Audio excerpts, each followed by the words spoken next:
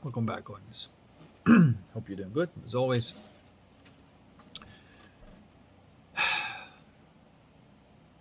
I want to record this video about Elohim and Nephilim and what do they actually refer in the Bible.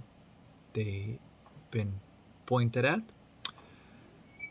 They've also been called Nephilim, called giants, right? And the people, and sometimes called fallen angels, and sons of women, basically. Birth of a woman, not of the virgin void. Okay, and Elohim being born out of the virgin and not out of the woman. The woman does not really symbol. I mean, it symbolizes something, but it does not symbolize the woman. It only symbolizes that it's like, um, it is earthly birth, the false light of ego, like that coal being lit up. It's a Luciferian birth. Okay.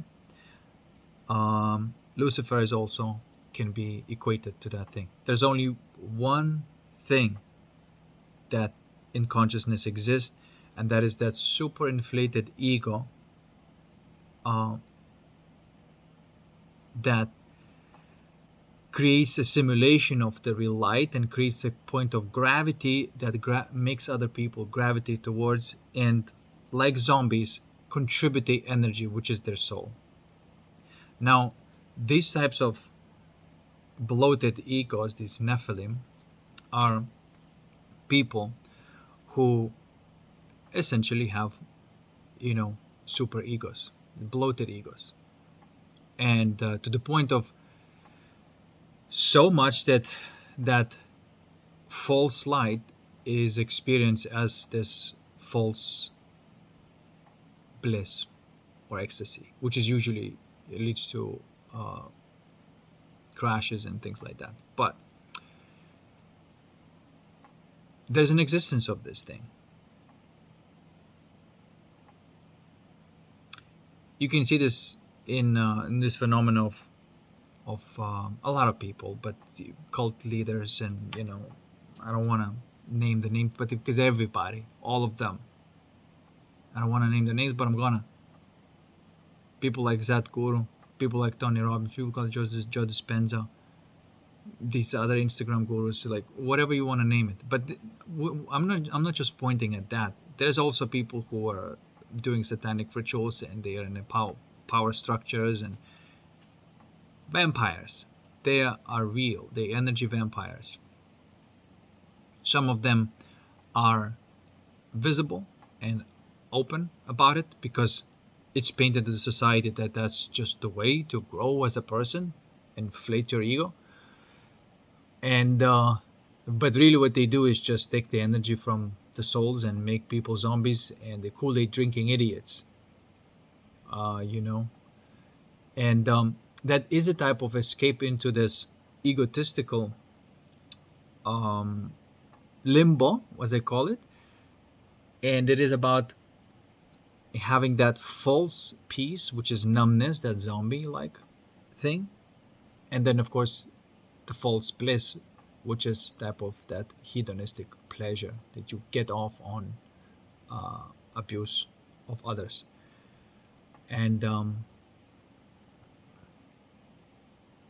so there's this whole world of the matrix and striving to be as powerful as possible in the matrix. And that's what the Nephilim is. Nephilim is those people, those boss vampires are Nephilim. Now, conversely, the Elohim is moving in the other direction, and it is not seeking the pacification of ego, which just blows the ego up. It seeks the dissolution of the ego and conversion into the soul. Now, take this phenomena and look at the astrophysics and look at these celestial object behavior, how stars are being born and what happens after. So during the star life cycle, you see the star being born, then you see there comes a point where the star becomes bloating up, and just basically having all the matter around just gravitating towards and contributing to that bloat. It's basically a massive gas object that it doesn't really have much fusion anymore. It's basically fission based object, and that's what this Nephilim is. This is why they call them giants. They're not physically giant, they have just incredibly massive egos. And the ego is basically the lit gas, the gaslighting itself, if you will. So they just pretend to be big, but there's nothing there. It's just because the matter is contributed to the size of it, and as long as the matter is being contributed, as long as that gravity is there, as long as the people are coming there and contributing their energy, it is big and powerful, and it feels egotistically good. Okay, as long as that's happening. The second the matter is no longer being contributed, or it runs out of that matter, there is a collapse that's going on, and these red giants collapse into what they call black dwarfs. It's just basically what they actually was there all along. It's just a piece of coal. You see, and that is the destiny of somebody who could not manage the inflation of the ego and went that way.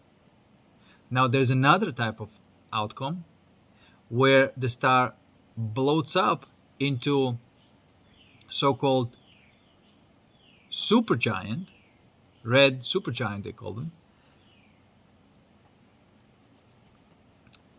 After that blows over, it collapses into the neutron star or the black hole.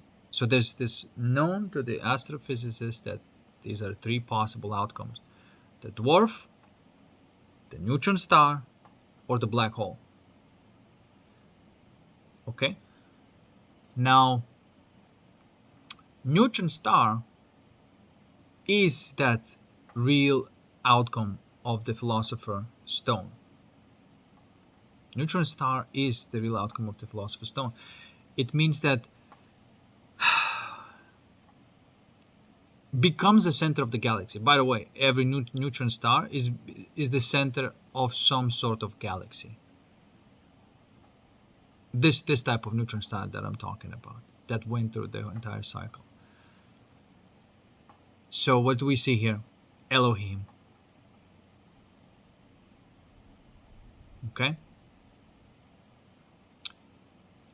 That is where, between that inner motion and this outer radiance, the absorption and radiance was at balance, and resulted in a neutron star, resulted in a diamond. Now, when this is out of control and people choose vanity and they choose to have rely upon their soul energy from followers rather than alchemizing, the result is that they either end up being black hole or just a dwarf. Okay? It's either burnout through just way too much radiance, and it's like, even that word is not really applicable here, but something like that. It's just like burning, right? It's this having followers, having these events, and feeding on the followers' energies and things like that, and that type of motion eventually just burns out and there's nothing left there, because it never was anything. It was only because of that false illusion that was anything there, but it was nothing there all along. It's just a bloated up ego. Or it falls into the black hole,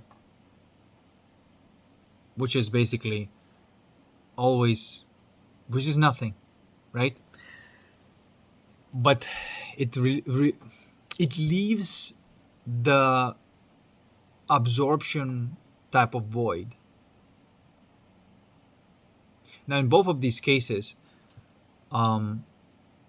that's what's left behind after the person is done with their life. The energy is left there, either this black hole or that um, piece of coal, basically. Now, that black hole, that piece of coal can be, that energy can be uh, reused again. And based the way I see it right now, is that neutron star becomes this balancing point of everything in the galaxy.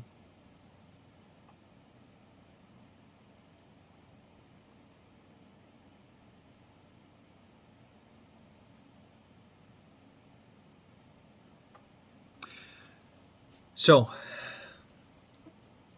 the red giant phase happens, but it is very, very tricky situation, because it's so important that sometimes you may ending up being just like a piece of coal or a black hole, or you may end up being a neutron star. So that moment when that is happening to people, and I think there's a lot of people are it is happening to a lot of people right now. They either gonna go all in the matrix and then blow over later into the coal or the black hole, or they're gonna use that opportunity to become neutron star. And neutron star, by the way, has black hole, but that's the thing, that that type of black hole is balanced out. That's why it becomes like a center of the galaxy that organizes everything else. It is just complete and perfect balance, and that's why it's called immortal, because it went through the cycle and became immortal and became the center of the galaxy. So, and I also think that that energy from the black hole that is just left over is becoming contributed to the energy of this big black hole of the neutron star. And that coal that has been left over is also somehow being contributed to the neutron star. In the essence, what I'm trying to say is that everything goes back to the neutron star.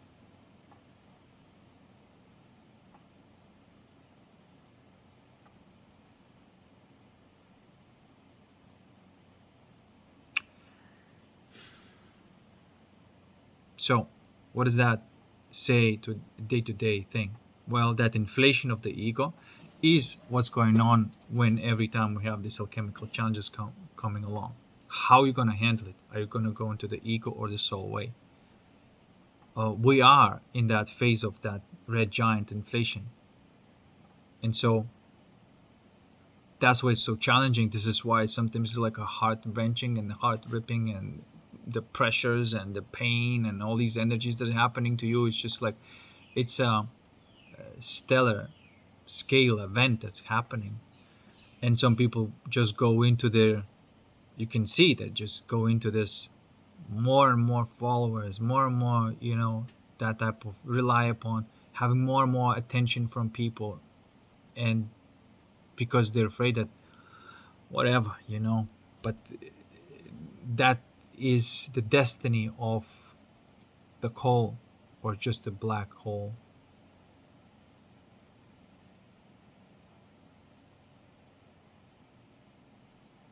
Okay.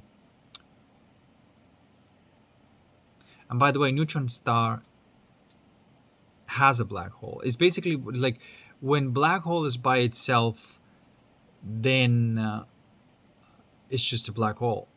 When that essence of the star by itself, then it's just a piece of coal. But when you completely balance it together perfectly, the neutron star and black hole, they're together. That's one object.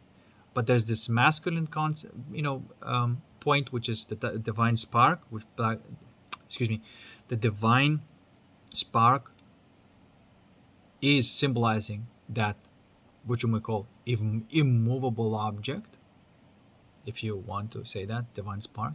That's the ultimate masculine. And then everything that around it that unstoppable force, which is a black hole, instability. Is the black hole and a neutron star in a perfect relationship? That's why there's a neutron star there. Does that make sense? Because the dark passion leads to the burnout of a man in whimpering into nothing, and the woman just becoming this black hole, sucking the energy and not emitting anything back. But it's not a bad news, because you take that, you can still use that energy, and it gets reabsorbed back into the neutron star.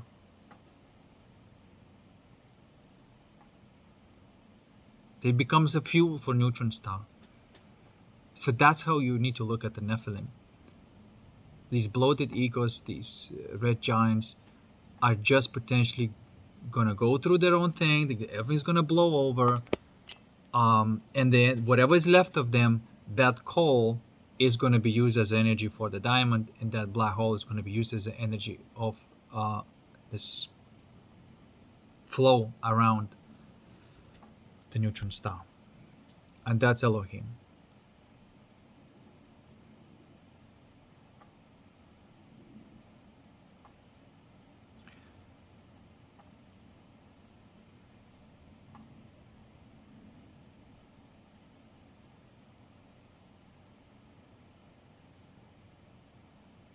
That's why it's so important to, right now, to learn this consciousness calibration.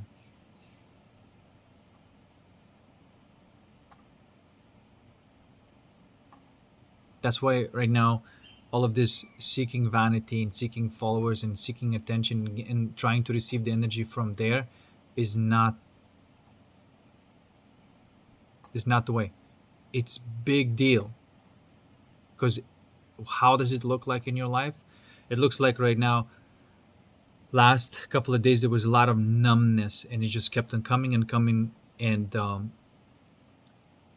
you would have to be completely attentive and aware and practice. I don't want to use that word, but really play that game well, okay? Because you're either going to contribute that energy to your neutron star, or you're going to contribute into the bloat, which means that every time you give in and you try to seek something that is from the outside to make yourself feel better, you go into the bloat. And you don't want it. You want to use all of that energy of bloat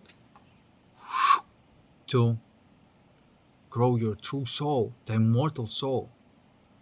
If you can call like stars and suns as like this, like they have life cycle, right? But some of them gonna be ending up neutron stars and they're gonna become immortal, and some of them, as you know, are gonna happen. And a lot of people are not even stars. They're just, for example, the energy that is contributing to the stars, right? And gravitating around it. And if you pick that type of person to gravitate around, which is just like a bloated star, then what's going to happen to your energy when that kind of blows over? You know what I'm trying to say?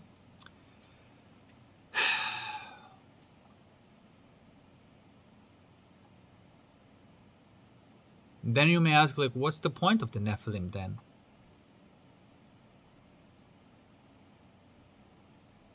Why would anybody, pick that? Wait, and I don't know. It is part of this. There's this idea, which may be true, that a lot of these souls that incarnate on the earth take a huge risk, those pneumatic souls, because it's only the pneumatic soul that is capable of becoming either like this Nephilim or Elohim. The rest of the souls do not have that type of capacity. And some turn to Nephilim, and some turn to Elohim. And the whole reality is really governed by that. If there's like more Nephilim, then the world is going to be more fucked up. If there's more Elohim, the world's gonna be more harmonious. It's just the way it is.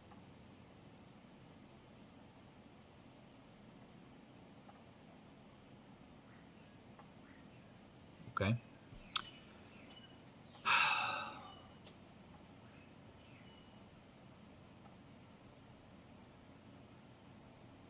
But the more you do the alchemy, the more you grow that stone, that philosopher's stone, that energy is already being contributed there and it's taken away from the bloat of the Nephilim. Okay? That loses the gravity. It loses the gravity, and the energy kind of dissipates. Now, of course, when I'm talking about celestial objects, this called like it depicts the energy, what's really going on between people, but it's on an energy level. So when that blows over, and it's the death of a star,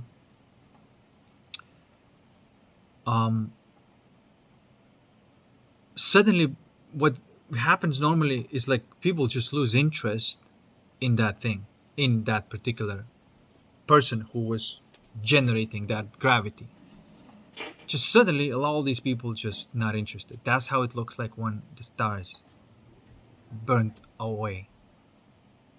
Okay? Suddenly nobody gives a fuck. And then everybody's like, what happened with that person? He was such a, had like such a good career. That's it. They was just blew up and exploded, and it was nothing there. So energetically, the energy is no longer there. And so you either having like a black hole or a black rock left, which has no energy, produces no energy. I mean, it still contains some of the energy, which then again, I'm just postulating that energy is still being reabsorbed. So the leftovers of the Nephilim is basically the fuel for the Elohim. That's what happens. So you don't even need to do anything about it. You just you need to basically have your own domain in terms of like, don't let the ego have its way in your domain, and let the ego burn itself out. I think that's the best approach. Let it burn itself. Do not contribute the energy there. That's one of the things that somebody was posting, asking me question. Not somebody, but somebody. About this, why certain people behave the way they behave, and that they seem to just fuck with you, mess with you. That's because that's what it is. Like, it's the ego games that you have to just cut off and say, nope, I'm not playing it. Go ahead, play those ego games, burn yourself away, but I choose my soul. And if that person is gonna also choose the same path as you chose, and don't not go into this, Nephilim way or whatnot, then there's not going to be the problems. I mean, the connection is going to be there. Like whenever the neutron star gets stabilized in that black hole, it's already there. The stability, there's just no way. And this is why this idea of like run a chaser, or like being inconsistent and things like that, just doesn't exist. It's inseparable. How can you separate the center of the galaxy, which is black hole, and the neutron star? You can't. That's it. Energetically, it's done. And then of course physically, it just becomes a matter of time before that takes place. So once again, that's why the alchemy is so important right now.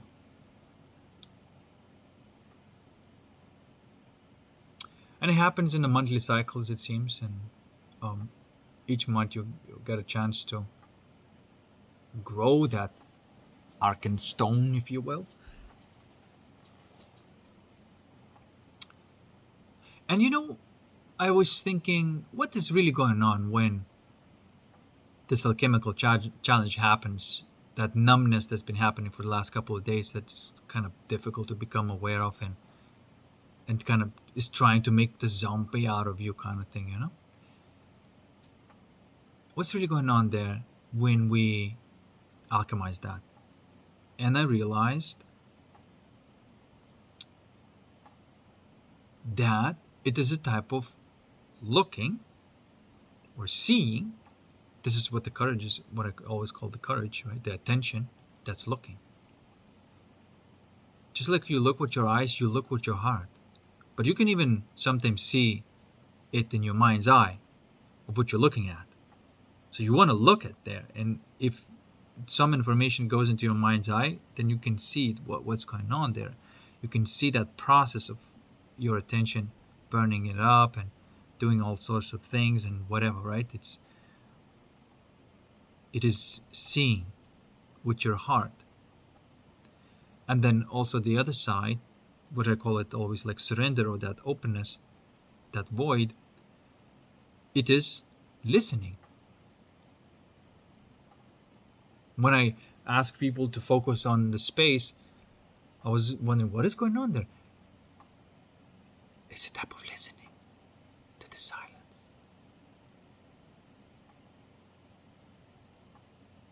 And that openness happens there because there's that listening. So between the seeing and the listening, you know that saying again? For those with eyes to see and for the ears to hear, nothing to do with the eyes the way we know it, nothing to do with the ears the way we know it. It is a specific type of capacity of your soul to listen with your heart and to see with your heart. And only that type of soul can alchemize the thing that nobody else sees. Looking even at the thing that everybody's running away from. I shouldn't say everybody. Most of the people. Okay?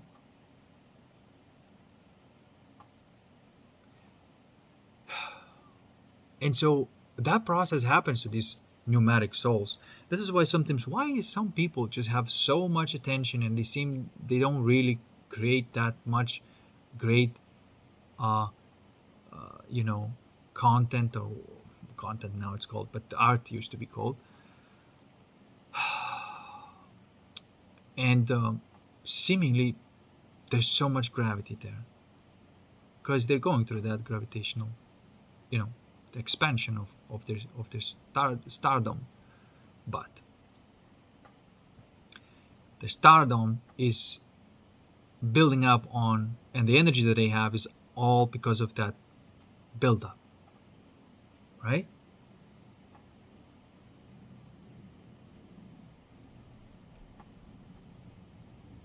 But you take that away, and what's left?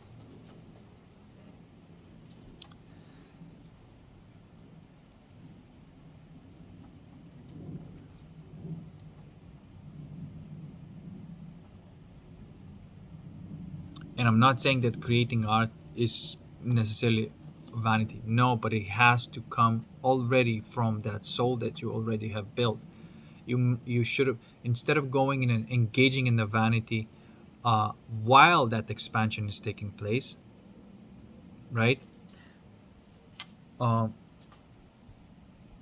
At that time, you don't go and try to gain followers or gain popularity and stuff like that. At that time, you don't do that, because if you go there, you're feeding on the energy of other people, and you're not really alchemizing anything that is there. It's too soon, too greedy. You went the ego way.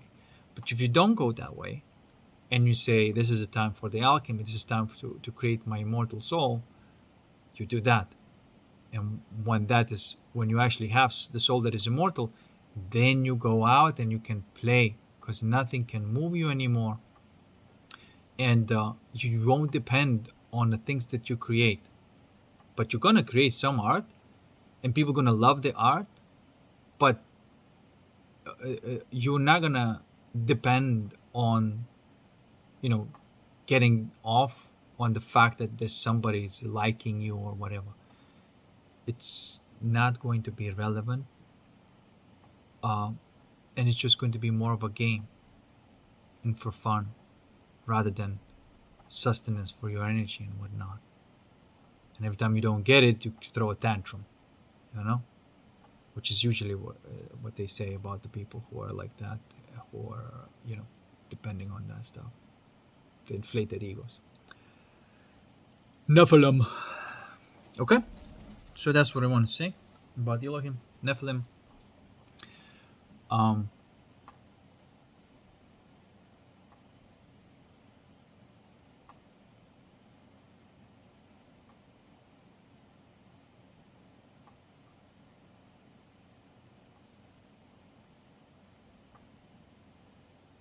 so, what is the take-home message? Continue your attention and awareness on the source of it. That's the true consciousness calibration. Continue, keep on growing your essence as a soul being. And it seems that the stabilization will happen. And if it keeps happening, don't look at it as like, oh my God, this seems like never ending. Just say, okay, so it means that there's even more capacity for growth. So look at it as like, oh, I can grow even more. All right, cool.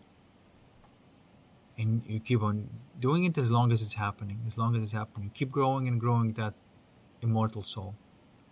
And what, like, how does it feel like? Like, how does it translate in your real life?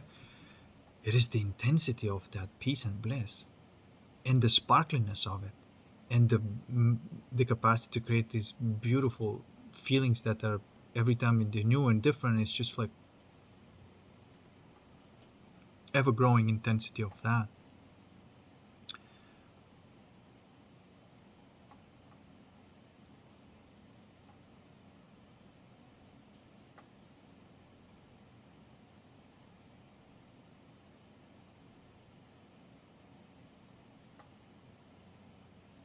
And every time you can choose, you can see that, like, oh, I'm not gonna pacify it, I'm gonna alchemize it.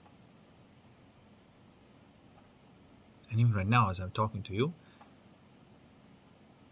it is pretty freaking intense. You won't be able to say it on me anymore because, like, I just got really used to it. And I can become, I can be quite active and normal, even though the things that's going on that you could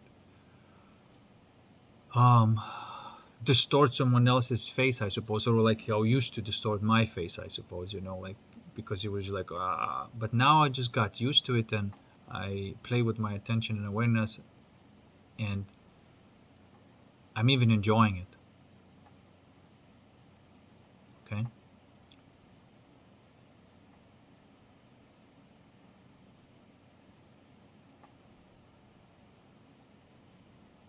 And how many neutron stars are in a galaxy? Well, actually, there's only one neutron star per galaxy. So, what is the likelihood of you trying to turn everybody into this? It's nonsense. This view is completely erroneous.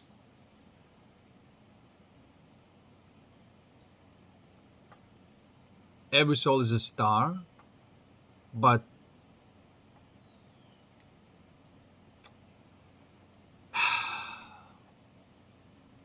I shouldn't say that every soul is a star. This is not true. Perhaps most souls are stars. Um,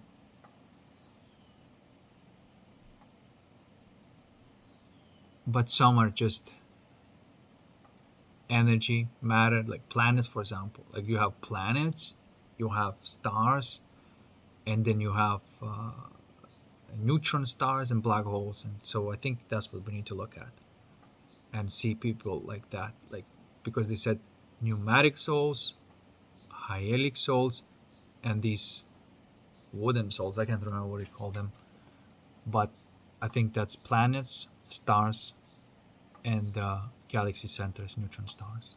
I think these are the thing, or these red giants.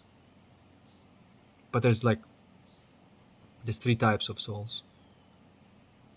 And honestly, only those pneumatic souls and whatever they choose and whatever they do will be determined of how a civilization is going to build up. Now, based on how everything is working on Earth, it seems that the Nephilim reign is coming to an end.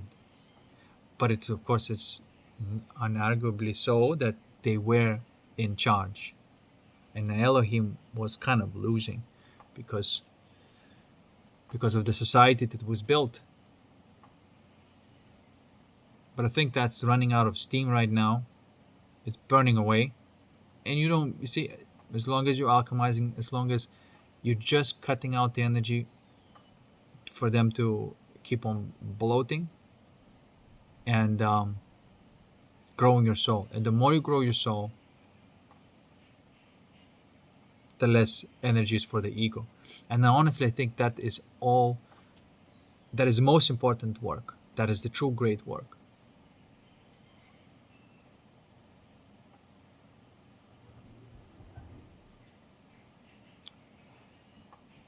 All right, guys. I hope you enjoyed my little video. And I'll see you in the next one. Bye.